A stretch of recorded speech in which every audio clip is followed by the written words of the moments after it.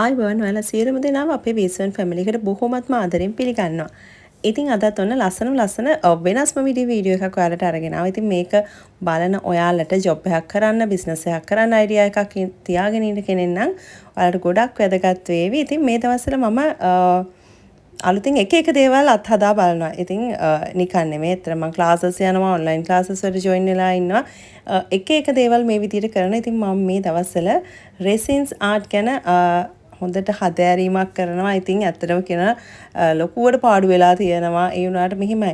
අපි කොච්චර ඉගෙන ගත්තත් වැඩක් නැහැ. ඒක ප්‍රැක්ටිකල් කරනම් බලන්න ඕනේ. මොකද ප්‍රැක්ටිකල් කරාම තමයි තේරෙන්නේ අපිට කොච්චර වැරදි අඩුපාඩු අපි නොදන්න දේවල් තියෙනවද. ඊට පස්සේ අනිවාර්යෙන් අපිට දෙයක් වැරදින්න ඕනේ. එතකොට තමයි අපි මොනවද අපිට වැරදිච්ච තැන් කියලා හොයන්නේ. ඉතින් මේ වගේ තමයි මට මෙතන සෑහෙන දේවල් වැරදි වුණා. ඉතින් සෑහෙන පාඩු වුණා. මම මේ දේවල් වලින් ගොඩක් දේවල් ඉගෙන ගත්තා. මොකද ක්ලාස් එකකට ගිහිල්ලා කවදාවත් ඒ දේවල් ඉගෙන ගන්න බෑ. ප්‍රැක්ටිකල් කරාට සමහර ටීචර්ස්ලා අපිට 100% ඒගොල්ලෝ දන්න හැම දෙයක්ම අපිට කියන්නේ නැහැ. ඉතින් ඒකට හොඳම දේ අපිම ඒ දේ කරලා ඉගෙන ගන්න එක තමයි. ඉතින් මම හිතනවා ජීවිතේ වැරදීම් වෙන්න ඕනේ අපිට සාර්ථක ලෙස ආපහු නැගී ඉඳලා අලුත් දෙයක් කරන්න පුරුදු වෙන්න. ඉතින් මේ තමයි මගේ අලුත්ම රෙසින්ස් නිර්මාණ. ඉතින් මේ මුලින්ම කරේ හස්බන්ඩ්ගේ තාත්තගේ ෆොටෝ එකක්. හස්බන්ඩ්ගේ තාත්තා නැති වෙලා මේ අවුරුද්දට අවුරුදු 15ක් වෙනවා. ඉතින් අපි හිතුවා මේ පාර දානේ අපේ ගෙදර දෙන්න කියලා. මොකද අයියා මල්ලි දෙන්නම දැන් ලංකාවේ නැහැ. ඉතින් ඒක නිසා අම්මත් අපේ ගෙදර ඉන්නේ මේ දවස්වල. දානට අවශ්‍ය බඩු ලිස්ට් එකක් විදිහට හදලා අපි ඒ දේවල් මුලින්ම ගෙදරින් ගෙනල්ලා තියාගත්තා. ඒ කියන්නේ පිරිකර ද්‍රව්‍ය ඊට පස්සේ ඒ කියන්නේ වෙනාලක් වෙන්නේ නැති එළවලු පළතුරු වගේ දේවල් අන්තිමට ගන්න තියලා අනිත් දේවල් අපි ඔක්කොම මුලින් ගෙනල්ලා තියාගත්තා ගෙදර. මොකද නැත්නම් අන්තිම මොහොතේ අමතක වුණොත් හදිස්සියවත් කලබලේ දුවන්න බෑනේ අරගෙන ඉන්න. ඒක නිසා අන්තිම මොහොතේ තමයි අපි පළතුරු ගත්තේ කලින් දවසේ හවස. ඉතින් එදා පළතුරු අරගෙන මම එහෙමම ගියා මගේ කොණ්ඩේ කලර් කරගන්න. මොකද ආයි ග්‍රේ හෙයා කීපයක් ඇවිල්ලා තියෙනවා. ඉතින් ඒක කොණ්ඩේ සුදු වෙච්ච කෙනෙක්ගෙම තමයි අහන්න ඕනේ ඒක කොච්චර හිස රදයක්ද කියලා. ඉතින් ඉවරයක් නෑ කලර් කරනවා. ආයි ටික දවසකින් ආයි සුදු වෙනවා. ඉතින් ආයි සුදු කෙස් කලර් කරනවා. වෙලාවකට මේ කොණ්ඩේ සුදුම කරලා දාන්න හිතනවා කලර් එක. මොකද ඒක ඇත්තටම හරිම වදයක්. ඒක නිසා ඉතින් කොහොම හරි මම සැලොන් කායකට ගිහිල්ලා මේ විදියට මගේ කොණ්ඩේ ආපහු අර ග්‍රේ හෙයා කවරින් එකක් කරගත්තා. මම සැලොන් එකට අපොයින්ට්මන්ට් එක දැම්මේ හවස 6ට. ඉතින් හස්බන්ඩ් කොහමරි මාව සැලොන් එක ගාවින් ඇරලා එයා ගියා සයිට් විසිට් එකක් ගිහින් එන්නම් කියලා. මොකද මම ටිකක් පරක් වෙනවනේ මගේ වැඩේට. ඉතින් චුට්ටක් විතර රැ වුණා මගේ වැඩේ ඉවර වෙනකොට. හස්බන්ඩ් ආව එකගෙන එන්න. දැන් ඔන්න ඔහොමයි කොණ්ඩේ පේන්නේ. අපි දැන් දුවලා ගෙදර යන්න ඕනේ. මොකද මගේ යාළුවෝ ටික ඇවිල්ලා ඉන්නවා ගෙදර දානෙට උදව් කරන්න. ඉතින් එයාලා දැන් මොනව කරනවද දන්නේ නැහැ ගෙදරට වෙලා. මේ ඉන්නේ ප්ලේන් ටියක්. කොයි වෙලෙත් ටී එකක් හරි ප්ලේන් ටියක් හරි ඕනෙමයි. ඉතින් අපේ ගෙදරත් ඒක 아무තු දෙයක් නෙමෙයිනේ. අපේ ගෙදර අපි දෙන්නත් කොයි වෙලෙත් ටී හදාගෙන බොනවා. ඉතින් ඒක නිසා සංගීත අපේ ගෙදර එනවා කියන්නේ රජ මගුල් වගේ. ඊට පස්සේ මේ ඉන්නේ පිස්සුරාකි. ඉතින් ওই වගේ රටට ඉන්න පොඩි අයයි දිනෙල්කයි කට්ටියම ඇවිල්ලා ඉන්නවා. ඉතින් කර්ටන්ස් මාරු කරලා අලුත් කර්ටන්ස් දාන. ඉතින් එයාලා මේ පැත්තේ වැඩ අතරේ මේ අනුරාධි ඔන්න මේ ලකීට පාඩමක් කියදෙනවා නූණු කපන. ඇත්තටම කිව්වොත් ලකී ඔය උයන වැඩවලට හරිම හොරයි. ඉතින් එයාට කියලා දෙන්න ඕනේ කරන දේ. බලාගත්තේ නෑනේ ඉතින්. අඳුරෝ කහ කහ ඉන්නවා. දැන් පේනවාද අපි මහන්සි වෙන්න ඕනේ නෑ ඒක කපන්න. දැක්කද මේ? බලාගත්තේ නෑ මම මොකද කරන්නේ? මේ ඉතින් බයිනව නෙමෙයි මේ අපි සාමාන්‍ය කතා කරන විදිය. ඉතින් ඒක අස්සේ මගේ අතත් කැපුණා. පිළිය වැටිලා. අයියේ මම මිරිස් කපනවා.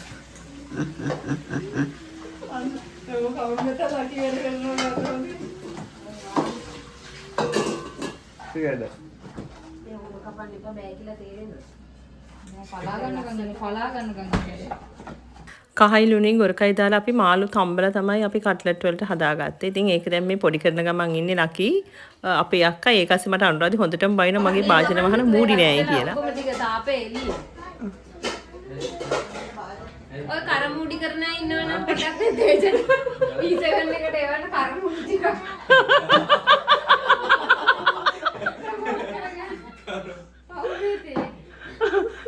කැත වැඩ කරන්න එපා නංගියෝ. දානෙට ණයට කෑම අපි ඕඩර් කරා. මම ඒ ගැන වීඩියෝ එකේ ඉස්සරහදී කියන්නම්. ඉතින් අනිත් දේවල් අපි හාමුදුරන්ට අවශ්‍ය දේවල් මේ විදියට ගෙදර සූදානම් කරා. මුකුණු වෙන්න හැදුවා. ඊට පස්සේ කට්ලට්, බෝංචි, මාළු ඇඹුල් තෙල්, පොලොස් ඒ වගේ ද්‍රව්‍ය අපි ගෙදර හැදුවා. ඉතින් අපි අර පැත්තේ වැඩ ඇස්සේ මේ පැත්තේ අසංගයන පොඩි බලා ගන්නවා මේ මේ ජානක කර්ටන්ස් දානවා. ඉතින් කට්ටිය බරටම වැඩ මේ පැත්තේ. ඒ අතරේ ලකී පොඩි අය ඔක්කොටම බත් කැවුවා. ඉතින් හරිම ලේසි. අතර මං කියන්නේ අපේ යාළුවා ආවම මට හරි ලේසි මගේ වැඩවලට. එයා සද්ද නැතුව ඉන්න වැඩ. එයා නෙතුත් එක හොඳට හොරේ.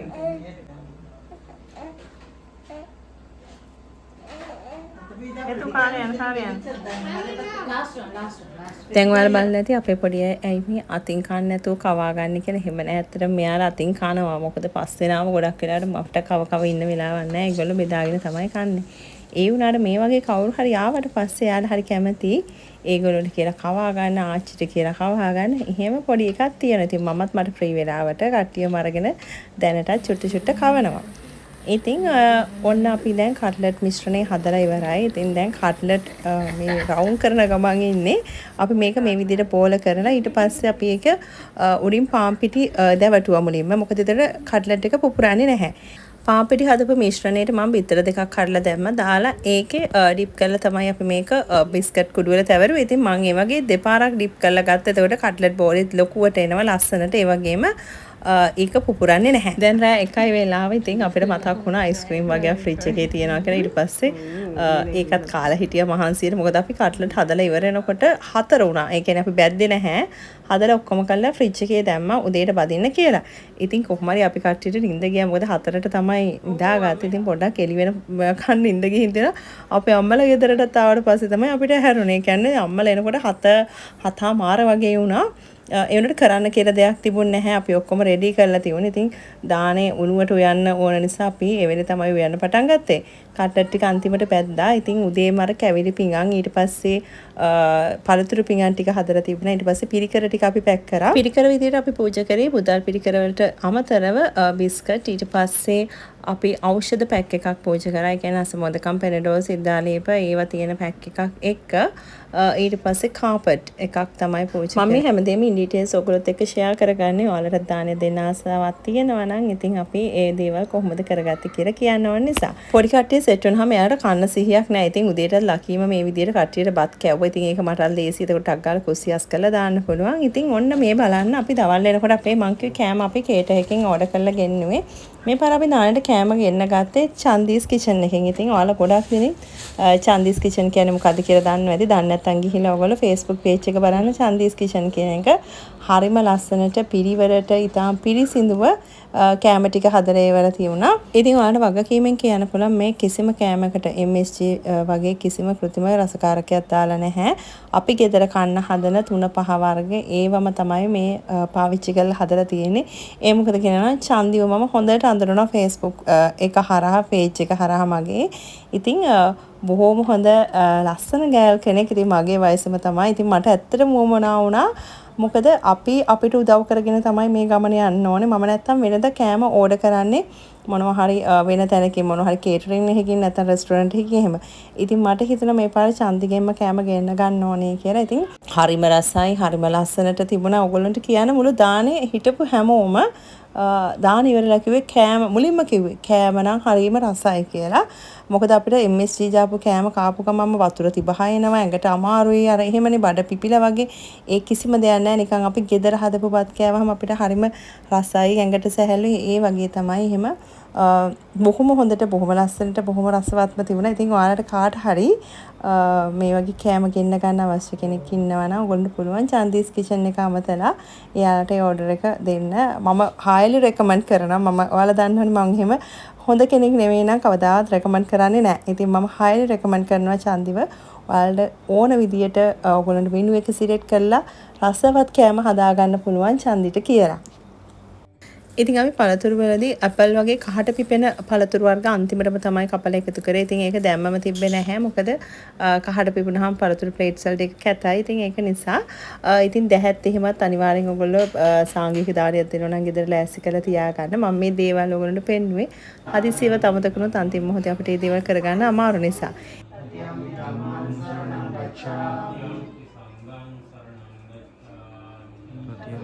ඉතින් අපේ ගෙදර මේ විදිහට සාංගික දානයක් දීමේ අරමුණ තමයි හස්බන්ඩ්ගේ තාත්තා නැති වෙලා මේ අවුරුද්දට අවුරුදු 15ක්. ඉතින් තාත්තට පින් පැමිණීම වගේම මියගිය අනිත් ඥාතීන් සියල්ලටම පින් පැමිණීම තමයි මේ පාර දානේ අරමුණ. තාත්තා නිල්වලා විද්‍යාපීඨයේ හිටපු ලේකකාධිකාරී. ඉතින් තාත්තා ගැන මගේ මතකයේ කියනවා නම් මුලින්ම මම තාත්තව දකින්නේ ඇත්තටම අපේ ගෙදරදී. ඒ කියන්නේ අපේ ඔය FA එක දැනගෙන මුල් කාලේ ඉතින් අපිට සෑහෙන ප්‍රශ්න. ඉතින් මම ප්‍රශ්න ඇති වුණේ කොහොමද ඒ කාගෙන්ද කියලා මම එහෙම කියන්න කැමති නැහැ ඇත්තටම.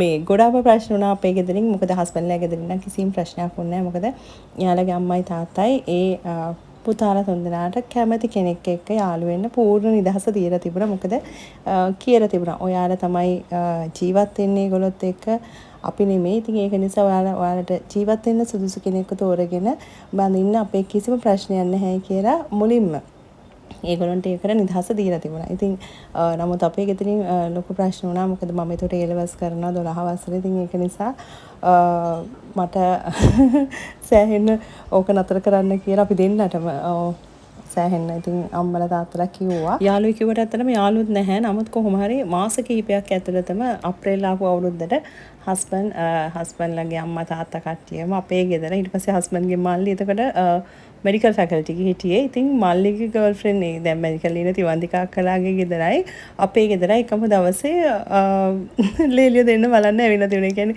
මුලින්ම අක්කලා ගෙදර ගිහිල්ලා ඊට පස්සේ අපේ ගෙදර ආවා. මොකද අක්කයි චාමි අයියයි මෙඩිකල් ෆැකල්ටි එකේ එකලඟ නම්බර්ස් එක. ඉතින් ඒ දෙන්න යාළුලා හිටපු නිසා තාත්තා කියලා තිබුණා. එහෙනම් යන් ලේලිලා දෙන්නම බල් දෙන්න මේ පාර අවුරුද්දට කියලා කොහොම හරි අපේ ගෙදරයි ඒ ගෙදරයි දෙකම ගිහින් තින්ද මට ඇත්තටම හරි පුදුමයි. දැන් චාමි අයියලා ගැන නම් කමක් නැහැ. මොකද ඒගොල්ලෝ ඒතකොට ස්ටඩීස් ඉවර වෙලා මෙඩිකල් ෆැකල්ටි එකේ. ඉතින් මම තාම A-levels කරන කෙනෙක්. ඉතින් එහෙම කෙනෙක්ටත් ඒගොල්ලෝ කැමති වුණා කියන්නේ මට ඉතින් ඇත්තටම හරි පුදුමයි. අනිත් එක මට මෙයා ගැන පුදුමයි. මොකද වෙන මිනිස්සු නම් යාළු වෙලා දවස් දෙක කියන්නේ චුට්ට දවසකින් එහෙම ගෙවල් වලට ගිහිල්ලා ඉන්ට්‍රොඩියුස් කරලා දෙනවා අඩුයිනේ අද කාලේ.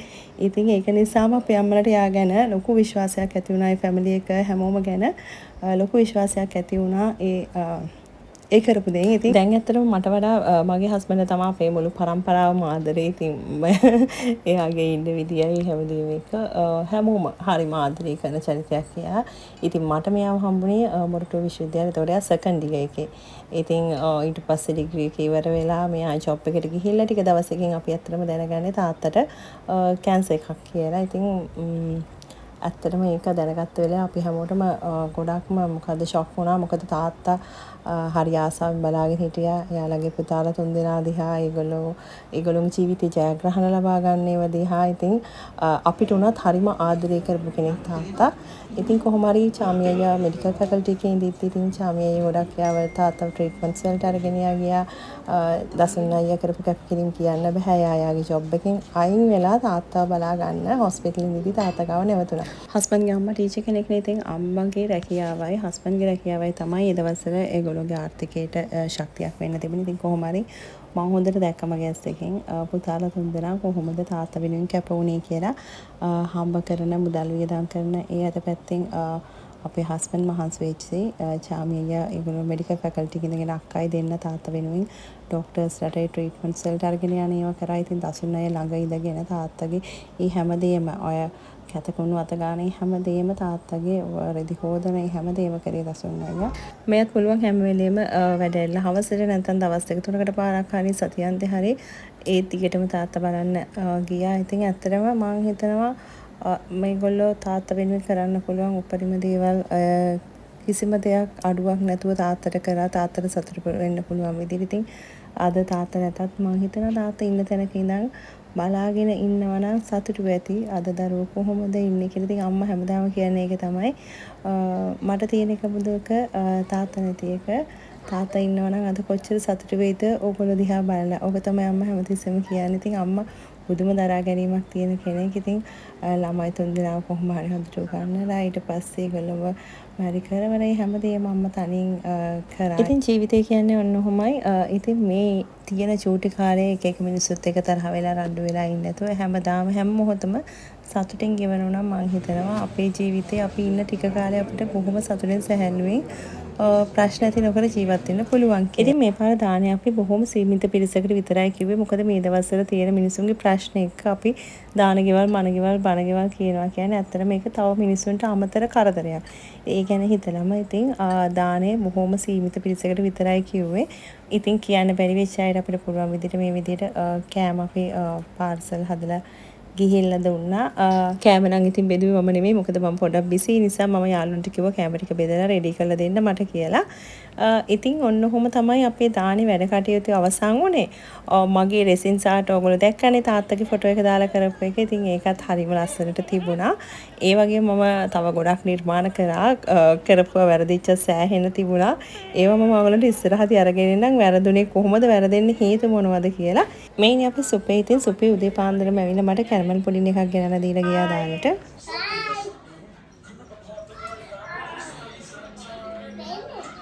මම හැමතිස්සෙම හිතන දෙයක් තමයි මම ගොඩක් වාසනාවන්තයි කියලා. ඇත්තටම මෙහෙම හිතෙන්නේ මට මගේ පවුල, මගේ දෙමව්පියෝ, මගේ සහෝදරයෝ, ඒ වගේම මට මගේ යාළුවන්ගෙන් ලැබෙන ආදරය, කියන්නේ යාළුවෝ නෙමෙයි ඇත්තටම සහෝදරයෝ වගේ හැමෝම කෙනෙක්ම. ඉතින් ඒ ලැබෙන ආදරය ඊට පස්සේ මට ඕගොල්ලෝගෙන් ලැබෙන ආදරේ ඒ හැමදේම ලබන්න මම හිතනවා මම ගොඩක් වාසනාවන්තයි කියලා. ඉතින් ඔයාලා හැමෝටම ගොඩක් පිං, ගොඩක් ස්තුතියි අපිට මේ ලබා දෙන ආදරයට.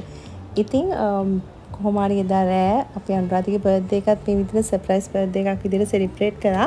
ප්‍රබෝධයි මමයි ලකි ගිහිල්ලා දියතට ගිහිල්ලා අනුරාධයත් එක්කගෙන ගිහිල්ලා ඔන්න ඔය විදිහට අනුරාධගේ කේක් එක කැපුවා. මොකද ඊට කලින් දවසේ අනුරාධගේ බර්ත්ඩේ එක අපිට ඒක සෙලිබ්‍රේට් කරන්න උනේ නැහැ. මේ දානේ වැඩ එක කට්ටියම බිසි වෙලා හිටපු නිසා. ඔන්න බලන්නකෝ ඉතින් අනුරාධටත් හැපි බර්ත්ඩේ කියලා අපි විශ් කරන ගමන් වීඩියෝ කිවර කරනවා. බොහොම ස්තුතියි ඔයාලා හැමෝටම.